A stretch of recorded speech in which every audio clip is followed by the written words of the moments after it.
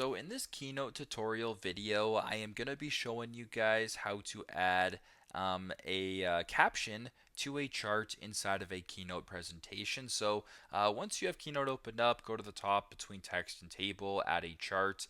Now, if I were to go ahead and just select this one, for example, right here, this little pie chart right here, if I wanted to add a caption, the caption should appear, I believe, on the bottom, if I'm not mistaken.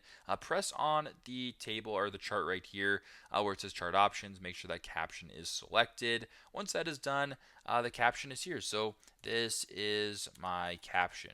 Beautiful caption, just like that. It's right there if you want to erase it or get rid of it. You can do that as well, whatever the case may be. So very straightforward. That is how to add a caption to your chart in Keynote. Thanks again for watching, and I hope this video helped.